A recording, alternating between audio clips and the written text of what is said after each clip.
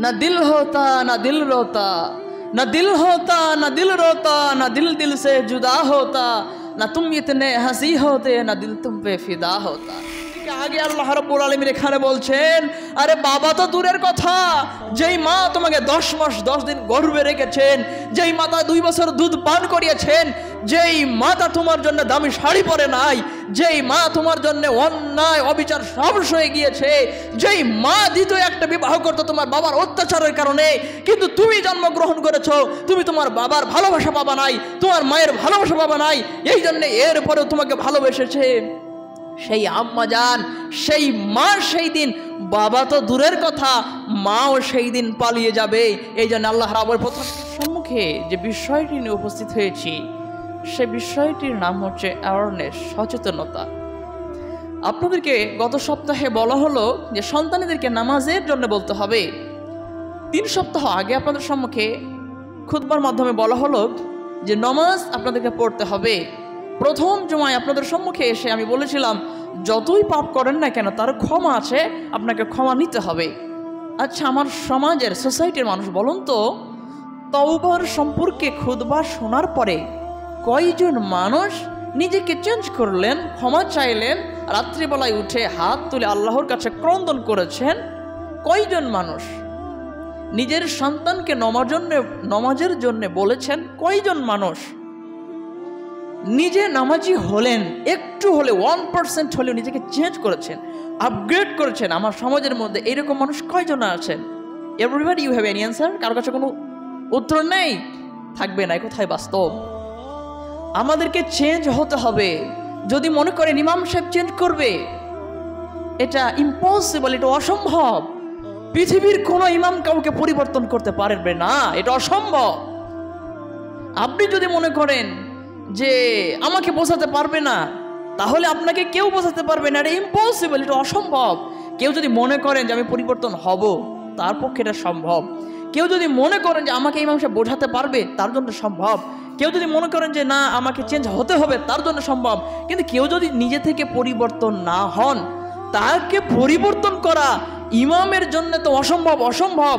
এটা নবীদের জন্য অসম্ভব। এ সম্পর্কে মহান আল্লাহ রাব্বুল আলামিন কি বলছেন?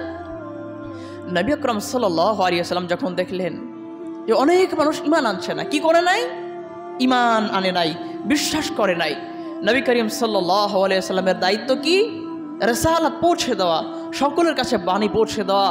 নবী করিম সাল্লাল্লাহু আলাইহি ওয়াসাল্লাম যেন নিজেই নিজেকে শেষ করে ফেলবেন, বিনাশ করে ফেলবেন, এই সম্পর্কে মহান আল্লাহ রাব্বুল আলামিন সূরা কাহফের মধ্যে এই আয়াতটি বর্ণনা করছেন। সেটা কি? লাআল্লাকা বাখিউন নাফসাকা আলা আথারিহিম ইল্লাম ইউমিনু বিহাদাল হাদিসি আসাফা।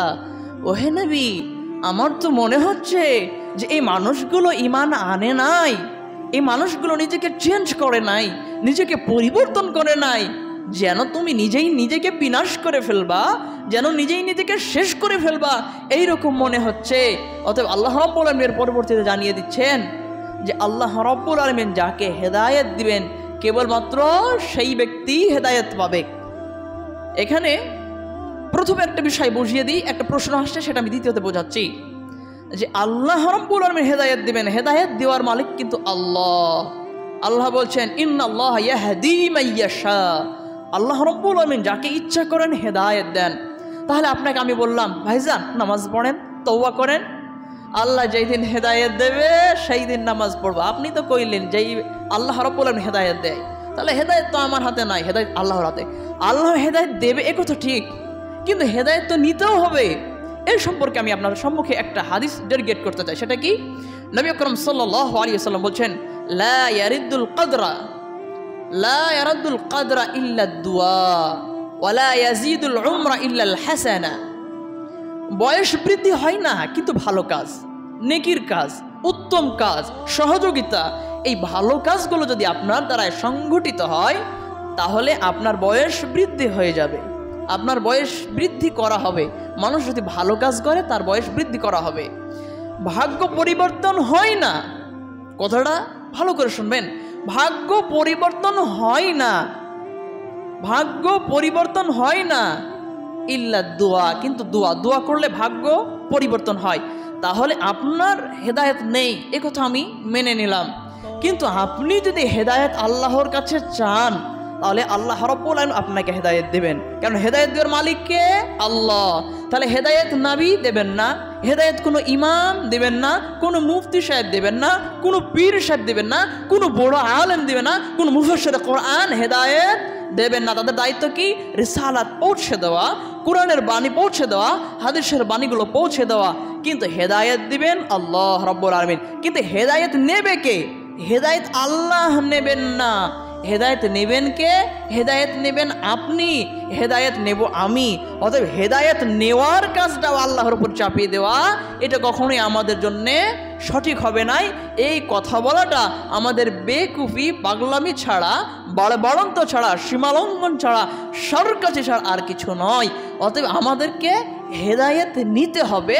আল্লাহ রাব্বুল আলামিন হেদায়েত দিবেন মাধ্যম কোরআন, মাধ্যম হাদিস, মাধ্যম ইমাম, মাধ্যম নবী, মাধ্যম আলেম। তাহলে এই মাধ্যম হচ্ছে হেদায়েত আমাদের কাছে নিয়ে আসবেন ইমাম, কিন্তু হেদায়েত গ্রহণ করবে আপনি আমি, হেদায়েত দিবেন আল্লাহ রাব্বুল আলামিন। তাহলে আমি তো আপনার কাছে কথা পৌঁছে দিয়েছি, যদি কোনো এমন একটা কথা যা সমাজে বললে মানুষ রেগে যাবে, ক্ষিপ্ত হবে, কিন্তু এক্সকিউজ মি, আমাকে ক্ষমা করবেন, আমাকে এরপরেও সেই বাণীটা বলে দিতে হবে। যদি আমি না বলি, যদি মনে করি যে ইচ্ছা আমি হয়তো এখানে আলহামদুলিল্লাহ থাকা খাওয়া ভালোই হচ্ছে, টাকা পয়সা ভালো দিচ্ছে, এটা তো বললে তো আমাকে মসজিদ থেকে তাড়িয়ে দিতে পারে, এটা বললে তো আমার সমস্যা হতে পারে। কিন্তু যদি আপনাকে আমি সেই কথাটা না বলি, কিয়ামতের ময়দানে যখন আল্লাহ রাব্বুল আলামিন আমাকে জিজ্ঞাসা করবেন যে আতিফ ইকবাল, তুমি বারবাকপুর মধ্যপাড়া জুমা মসজিদে ছিলা, সেখানকার সমাজের মানুষকে এ সম্পর্কে কি জানিয়ে দিয়েছো যে যদি তারা ইবাদত না করে, যদি তারা আল্লাহর কাছে ফিরে না আসে, যদি তাদের জীবনের রুটিন পরিবর্তন না করে, তাদের বিহেভিয়ার যদি পরিবর্তন না করে, তারা যদি নিজেকে আপগ্রেড না করে, তারা সফল কাম হবে না, সফলতা পাবে না, এটা কি পৌঁছে দিয়েছো? সেদিন আমার কাছে কি উত্তর থাকবে? আমার কাছে কোনো উত্তর, কোনো অ্যান্সার থাকবে না। সেই দিন আল্লাহ রাব্বুল আলামিন আমাকে পাকড়াও করে ফেলবেন।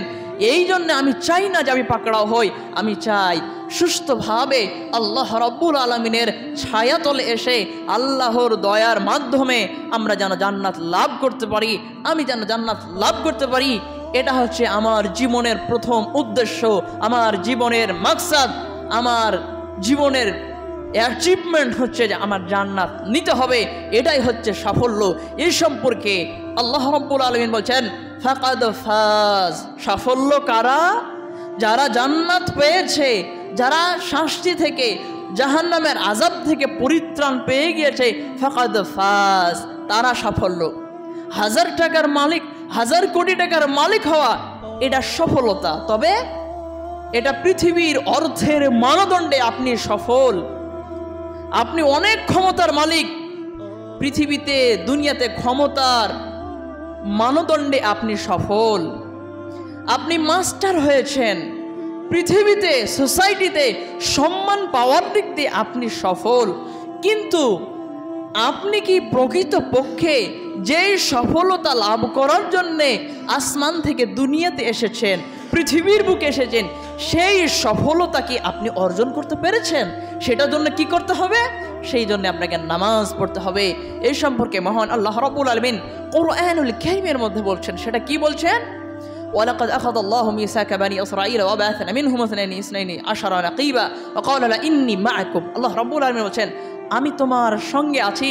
লা ইন আকামতুমুস সালাহ, যদি তোমরা নামাজ কায়েম করো, ওয়া আতুজ যাকাত, আর যদি তোমরা যাকাত প্রদান করো, তাহলে আল্লাহ রাব্বুল আলামিন কি বলছেন? লা উকাফফিরান্না আনকুম সাইয়্যাতিকুম, তোমাদের পাপগুলিকে, তোমাদের অপকর্মগুলিকে, তোমাদের খারাপ বিষয়গুলিকে আমি ইরিজ করে দিব, মুছে দেব, ক্ষমা করে দিব। ওয়া উদখিলান্নাকুম, তোমাদেরকে জান্নাতে প্রবেশ করাবো। জান্নাতুন তাজরি মিন তাহতিহাল আনহার, এমন এক জান্নাতে তোমাদেরকে প্রবেশ করাবো যার তলদেশ দিয়ে রিভার প্রবাহমান, যার তলদেশ দিয়ে ঝর্ণা প্রবাহমান। এইরকম প্রবাহমান ঝর্ণা যেই জান্নাতে আছে, সেই জান্নাত তোমাদের জন্য আল্লাহ রাব্বুল আলামিন বলছেন আমি প্রস্তুত করে রেখেছি। তাহলে আমরা সফলতা পাবো তার মাধ্যম সালাত, আমরা সফলতা পাবো তার মাধ্যম তওবা। আমরা সফলতা পাবো তার মাধ্যম নিজেকে পরিবর্তন করা, আমরা সফলতা পাবো তার মাধ্যম মানুষকে সহযোগিতা করা। তাহলে একথা বলার পরেও অনেক বিষয় হয়তো মাঝে আসছে, অনেক হয়তো প্রশ্ন আমাদের থেকে যাচ্ছে, কিন্তু প্রত্যেকটা বিষয় ক্লিয়ার করা অল্প সময়ের মধ্যে আমার জন্য সম্ভব হচ্ছে না। এই জন্য ওপরে আমার আম্মা জানেরা আছেন তো নাকি? তাহলে ওপরে আমার আম্মা জানেরা যারা বসে আছেন তাদের কাছে আমার মেসেজ, রিকোয়েস্ট। নিচে যেই বাবা জানেরা আপনারা যারা বসে আছেন তাদের কাছে আমার মেসেজ, আমার রিকোয়েস্ট, আপনার সন্তানকে নামাজের জন্য বলতে হবে। এটা কি আপনারা বুঝতে পেরেছেন? ভাই আপনারা কি বুঝতে পেরেছেন? আলহামদুলিল্লাহ। যদি আপনারা বুঝে থাকেন, কিয়ামতের ময়দানে বলতে পারবেন না যে ইমাম সাহেব বলে নাই। কারণ এমন একটা মানুষ পৃথিবীতে নাই যার ভুল নাই। কারো ভুল বেশি, কারো ভুল কম, কারো পাপ বেশি, কারো পাপ কম। এমন একটা মানুষ নেই যার পাপ নেই। অতএব আমি ইমাম যে আমার পাপ নেই এমনটা নয়, আমারও পাপ আছে। যদি আপনি আমার পাপ লেখা আরম্ভ করেন, এই সমুদ্র মহাসমুদ্রে সাগরকে যদি, সাগরের পানিকে যদি কালি রূপে রূপান্তরিত করা হয়, পৃথিবীর যে এত গাছ দেখছেন মিলিয়ন বিলিয়ন ট্রিলিয়ন, এই গাছগুলোকে যদি কলম রূপে রূপান্তরিত করা হয়, আর গাছের পাতাগুলোকে যদি খাতা করা হয়, কপি করা হয়, তাহলে আপনার এই সমুদ্রের পানি নামক কালি দিয়ে, গাছ নামক কলম দিয়ে, পাতা নামক খাতা দিয়ে যদি লিখতে আরম্ভ করেন, আপনার তো বাদ দেন, আমি এটা ধারণা করি, এটা আমি রিয়ালাইজ করি, অনুভব করি, আমার পাপই আপনি লিখে পুরাতে পারবেন না। কলম খান খান হয়ে যাবে, সমুদ্রের পানি শুকিয়ে যাবে, পাতা সব ফুরিয়ে যাবে। ভুল অপরাধ আমার লিখে সম্ভব হবে না, লিখতে পারবেন না। এটা আপনার আমার জন্য ইম্পসিবল। অতএব প্রত্যেকটা মানুষের ভুল রয়েছে। এই জন্যই ভুল থাকার পরেও আল্লাহর কাছে ক্ষমা চেয়ে জান্নাত পেতে চাই। অতএব কাল কিয়ামতের ময়দানে আপনি বলবেন, ইমাম সাহেব আপনি তো এই বিষয়ে বলেন নাই, আমি সেই দিন কোনো দোষ নিতে চাইব না। আমার যদি এক্স্যাক্টলি যদি আমার দোষ থাকে, যদি দেখা যাচ্ছে প্রকাশ্য 100% আমার দোষ ভুল, এরপরেও আমি স্বীকার করব না। কিন্তু যখন আমার উপর চাপিয়ে দেওয়া হবে তখন আমাকে নিতে বাধ্য হতে হবে। কিন্তু আমি স্বীকার করব না, আমি মানতে চাইবই না যে আমি বারবার পরে ইমাম ছিলাম, আমি মানতে চাইবই না যে আমি আপনার ইমাম ছিলাম, আমি মানতে চাইবই না যে আমি এই বিষয়ে আপনাকে বলি নাই। অতএব কাল কিয়ামতের ময়দানে বিষয়টা কতটা ভয়াবহ হবে, আসুন আমার বাবাজি আপনাদেরকে একটু এই বিষয়ে অনুভব করা, একটু ধারণা দেওয়ার চেষ্টা করি। ওপরে যে আম্মাজানেরা আছেন তাদেরকে আমি একটু ধারণা দেওয়ার চেষ্টা করি এই সম্পর্কে। মহান আল্লাহ রাব্বুল আলামিন সূরা, একটা আবাসা, আম্মা পাড়ার মধ্যে একটা সূরা আছে, যেই সূরার নাম আছে সূরা আবাসা। আম্মা ইয়াতাসালুন সূরা নাবা, এরপরে সূরা নাজিয়াত, এরপরে সূরা আবাসা। এই আবাসা সূরার 37 নম্বর আয়াতে মহান আল্লাহ রাব্বুল আলামিন বলছেন, কি বলছেন আসুন আপনাদেরকে একটু পড়ে শোনাই। ইয়াউমা ইয়াফিরুল মারউ মিন আখিহি ওয়া উম্মিহি ওয়া আবিহি ওয়া সাহিবাতিহি ওয়া বানিহি লিকুল্লি ইমরিইম মিনহুম ইয়াউমাইযিন শাআনুন ইউগনি। মহান আল্লাহ রাব্বুল আলামিন বলছেন, ইয়াউমা ইয়াফিরুল মারউ মিন আখিহি, যেই দিন মানুষ, ইয়াউমা ইয়াফিরুল মারউ মিন আখিহি, যেই দিন মানুষ তার ভাই থেকে পলায়ন করবে, ওয়া উম্মিহি ওয়া আবিহি, মানুষ যেই দিন তার মা থেকে পলায়ন করবে, তার বাবা থেকে পলায়ন করবে, ও সাহিবাতিহি ওয়া বানিহি, যেই দিন মানুষ তার স্ত্রী থেকে পলায়ন করবে, যেই দিন মানুষ তার স্বামী থেকে পলায়ন করবে। বিষয়টা এত ভয়াবহ হবে, কেউ কারো সঙ্গে মোলাকাত করতে চাইবে না, কেউ কারো সঙ্গে দেখা করতে চাইবে না। হয়তো আমি বলতে পারি, ভাই অল্প কিছু নেকির জন্যে আমি পাকড়াও হয়ে গিয়েছি, অল্প আমাকে একটু নেকি দাও, ভাই আমাকে একটু নেকি দিলে আমি পার হয়ে যাব।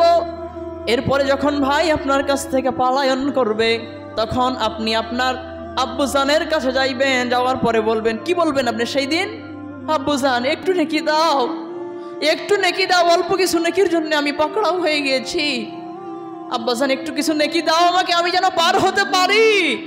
সেই দিনের সম্পর্কে আল্লাহ রাব্বুল আলামিন বলেন, ইয়াউমা ইয়াফিরুল মারউ মিন আখি ওয়া উম্মিহি ওয়া আবি ওয়া সাহিবাতিহি ওয়া বানি। সেই দিন আপনার আব্বাজান আপনার থেকে পলায়ন করবে। আচ্ছা, পৃথিবীতে আপনি যত বড় অপরাধ করেন, যত বড়ই ক্রিমিনাল হন, যত বড়ই পাপ করেন, পৃথিবীবাসী, বিশ্ববাসী সবাই যদি একদিকে হয়ে বলে যে এই মানুষটা অপরাধ করেছে, এই মানুষটা অন্যায় করেছে, সবাই বলবে। আপনার মা বলবে না যে আমার সন্তান অন্যায় করেছে, আপনি জিনা করেছেন, সমাজের মানুষ মারার জন্য প্রস্তুত। আঁচলের নিচে আপনার মা লুকিয়ে নিয়ে পিছনের দিকে ধরে বলবে আমার সন্তানকে মারো নাই, আমার সন্তান অন্যায় করে নাই। বিশ্ববাসী বলবে অন্যায় করেছেন, আপনার মা বলবে না। সেই দিন আপনার আম্মাকে বলবেন, ও মা, আমাকে অল্প কিছু নেকি দাও, আমি যেন পরিত্রাণ পাই, আমি যেন পার হয়ে যেতে পারি, না তো দাউ দাউ করে জ্বলন্ত আগুনের ভিতরে, হেল ফায়ারের ভিতরে আমাকে থ্রো করে দেওয়া হবে, আমাকে ফেলে দেওয়া হবে, আমার নিক্ষেপ করে দেওয়া হবে। ও আম্মা জান, আমাকে একটু নেকি দাও। আপনি সেই দিন জোরে জোরে চিৎকার করবেন, ক্রন্দন করবেন। এই সম্পর্কে আল্লাহ রাব্বুল আলামিন বলেন, ওয়া উম্মিহি ওয়া আবি ওয়া উম্মিহি ওয়া আবি ওয়া উম্মিহি ওয়া আবি। মায়ের কথাটিকে আগে আল্লাহ রাব্বুল আলামিন এখানে বলছেন। আরে বাবা তো দূরের কথা, যেই মা তোমাকে 10 মাস 10 দিন গর্ভে রেখেছেন, যেই মাতা 2 বছর দুধ পান করিয়েছেন, যেই মাতা তোমার জন্য দামি শাড়ি পরে নাই, যেই মা তোমার জন্য অন্যায় অবিচার সব সয়ে গিয়েছে, যেই মা দ্বিতীয় একটা বিবাহ করতো তোমার বাবার অত্যাচারের কারণে, কিন্তু তুমি জন্মগ্রহণ করেছো, তুমি তোমার বাবার ভালোবাসা পাবা নাই, তোমার মায়ের ভালোবাসা পাবা নাই, এই জন্য এরপরেও তোমাকে ভালোবেসেছে। সেই আম্মা জান, সেই মা সেই দিন, বাবা তো দূরের কথা, মাও সেই দিন পালিয়ে যাবে। এই জন্য আল্লাহ রাব্বুল প্রথমে বাবার কথা বলছেন না, প্রথমে বলছেন ওয়া উম্মিহি ওয়া আবি। তোমার মা সেই দিন পালিয়ে যাবে, তোমার বাবা সেই দিন পালিয়ে যাবে। এরপরে কোথায় যাবেন আপনি? এরপরে আপনি যাবেন আপনার স্ত্রীর কাছে। যেই স্ত্রীর জন্যে আপনি বলতেন না দিল হোতা না দিল রোতা, না দিল হোতা না দিল রোতা, না দিল দিল সে জুদা হোতা, না তুমি ইতনে হাসি হতে না দিল তুম পে ফিদা হোতা। যে স্ত্রীকে এত ভালোবেসেছেন, যে স্ত্রীকে খুশি করে রাখতেন, সেই স্ত্রীর কাছে আপনি যাবেন। এই পৃথিবীর সর্বপ্রথম মা পিতা দিয়ে, মা বাবাদের শুরু হয়েছে। কথা বলেন, মা বাবাদের শুরু হয়েছে? শুরু হয় নাই। এই পৃথিবী, এই ব্রহ্মাণ্ড সৃষ্টি হয়েছে, শুরু হয়েছে, সৃজন হয়েছে, এর স্ট্রাকচার, এর প্রথম হচ্ছে স্বামী ও স্ত্রী। স্বামীর নাম কি? আমাদের আদি পিতা আদম আলাইহিস সালাম ও আমাদের মা হাওয়া। তাহলে মা হাওয়া আর পিতা আদম দিয়ে সৃষ্টি হয়েছে পৃথিবী। এরা দুজন কি মা বাবা ছিল না স্বামী স্ত্রী ছিল? তাহলে সর্বপ্রথমে পৃথিবীতে যেটা দরকার সেটা হচ্ছে স্বামী স্ত্রী। অনেক মানুষ আমরা হয়তো বলে থাকি যে বাবা আপন হলো না, স্ত্রী আপন হয়ে গেল। বাবা মা দরকার, আপন, এ কথা ঠিক, কিন্তু যখন তার বিয়ের বয়স হয় তখন তার সব থেকে আপন কিন্তু তার স্ত্রী। এটা যদি আমরা মানতে অস্বীকার করলেও এ কথাই সত্য।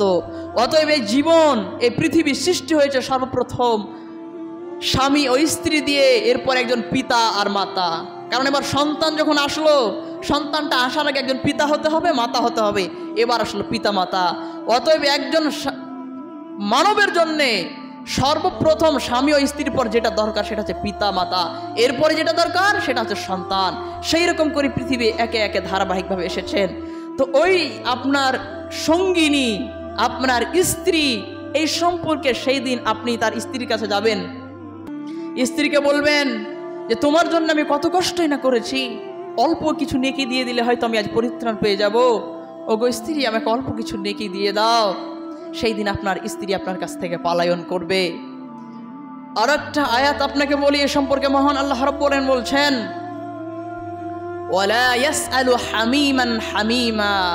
হামিম মানে অন্তরঙ্গ বন্ধু, যার থেকে কাছের বন্ধু আর হয় না। এই রকম বন্ধুর সঙ্গে দেখা হবে কিন্তু কথা হবে না। Can you imagine? আপনি কি ধারণা করতে পারছেন? কথা হবে, দেখা হবে কিন্তু কথা হবে না। অন্তরঙ্গ বন্ধু, যেই স্ত্রী, যেই বন্ধুর সঙ্গে আপনি 40, 50, 60, 70, 80, 90 বছর জীবন অতিবাহিত করেছেন, যার সঙ্গে ইতিহাসের পূর্বে মানুষের বয়স অনেক ছিল, যারা হাজার হাজার বছর একজন মহিলার সঙ্গে কাটিয়েছেন, এইরকম অন্তরঙ্গ বন্ধুর সঙ্গে কাল কিয়ামতের ময়দানে দেখা হবে। ওয়ালা ইয়াসালু হামিমান হামিমা, কোন অন্তরঙ্গ বন্ধুর সাথে কথা হবে না, দেখা হবে কিন্তু কথা হবে না। যদি কথা হয়, চিনা জানা হয়ে গেলে, চিনাশোনা হয়ে গেলে, যদি আপনি তাকে চিনতে পারেন, পরিচয় হয়ে যায়, আপনি বলবেন আমাকে হেল্প করেন, সাহায্য করেন, প্লিজ হেল্প মি।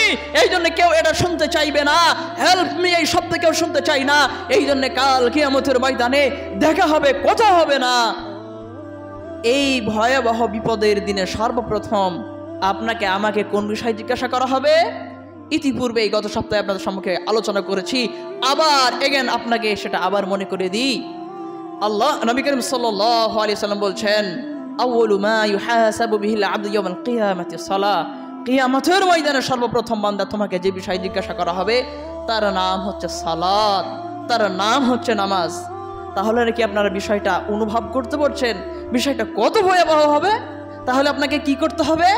ওপরে যে আম্মা জানেরা আছেন তাদের ভূমিকা বেশি, বাবা জানেরা তো সারাদিন মাঠে ঘাটে থাকে, বাইরে চলে যায়, বিদেশ ঘাটে, অনেক রকম কাজ, তারা দেশে থাকে না, তারা তো প্রবাস জীবনই অনেক জীবন শেষ করে ফেলে, নষ্ট করে ফেলে।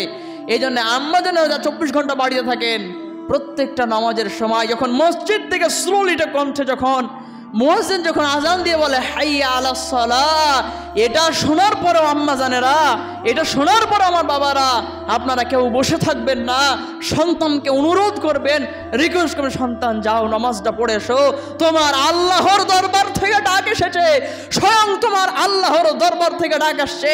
মুয়াজ্জিন বলছে হাইয়া আলাস সালাহ, মুয়াজ্জিন তো বলে নাই যেন স্বয়ং আল্লাহ রব্বুল আলামিন ডাকছেন আপনাকে, বান্দা মসজিদের দিকে এসো। এটা শোনার পরেও বসে থাকি, শুধু বসে থাকি নাই, অনেক মানুষ মনে করি আজানটা কখন বন্ধ হবে, টিভির সাউন্ডটা বাড়ানো সম্ভব হবে, এইরকম আমাদের নেচার, এইরকম আমাদের অভ্যাস হয়ে গিয়েছে। তাহলে আমরা কিভাবে পরিত্রাণ পেতে পারি? সময় সংকীর্ণ হওয়ার জন্যে আমি আমার বক্তব্য দীর্ঘায়িত করতে চাই না। যদি আপনাকে মনে করি যে আমি বোঝাতে পেরেছি, তাহলে আলহামদুলিল্লাহ। যদি বোঝাতে না পারি, এর থেকে ভালো করে বোঝানো আমার কাছে আমার জানা নেই, সেখানে এর থেকে ভালো ভাষা আমি জানি নাই। যদি কোনো মানুষ মনে করেন যে আমি বুঝবো, তো আলহামদুলিল্লাহ তাকে আমি বুঝিয়েছি। কেউ যদি মনে করেন যে আমাকে বোঝাতে পারবে, তাকে আমি আমার জোড়া বলদ দিয়ে ফেলবো, তাহলে সরি, আমি আপনাকে কোনোদিনও বোঝাতে পারবো না। কারণ আবু জাহলকে আমি আপনি তো দূরের কথা, জনাবে মুহাম্মদ রাসূলুল্লাহ সাল্লাল্লাহু আলাইহি সাল্লাম বোঝাতে পারেন নাই। বোঝাতে কি পারেন নাই? আসল বিষয়টা এমন না, বোঝাতে পেরেছেন, বুঝেছেন, কিন্তু বুঝেও না বোঝার ভান করেছে, বোঝে নাই। যে বোঝেও বোঝে না তাকে বোঝানো অসম্ভব, ইম্পসিবল। পরিশেষে আল্লাহ রাব্বুল আলামিনের কাছে দোয়া করি এবং আপনাদেরকে ছোট্ট একটা রিকোয়েস্ট, যদি সমাজকে পরিবর্তন করতে চাই তাহলে যুবকেরা শিক্ষা অর্জন করো, যতটুকুন পারো শেখো। ওপরে যে আম্মাজানেরা আছেন আপনাদের সন্তানকে নামাজের জন্য বলবেন। যদি আমি আজকে আসরের সময় দেখি যে এরপরও মানুষ আসে নাই, ছোট্ট কচিকাচারা মসজিদে আসছে না, জানতে হবে বারবাকপুর কোনোদিন চেঞ্জ হবে না, এরা কোনোদিন সফলতা পাবে না। এরা মিলিয়নার হতে পারে, বিলিয়নার হতে পারে, ট্রিলিয়নার হতে পারে, গুগলার হতে পারে, এরপরেও এরা সাফল্য পাবে না। হয়তো দুনিয়ায় অর্থের মানদণ্ড দিয়ে আপনারা সফলতা পেয়ে যেতে পারেন। হে আল্লাহ, তুমি আমাদের সকলকে এটা বোঝার, মানার, ফিরে আসার তৌফিক দান করো, আমিন।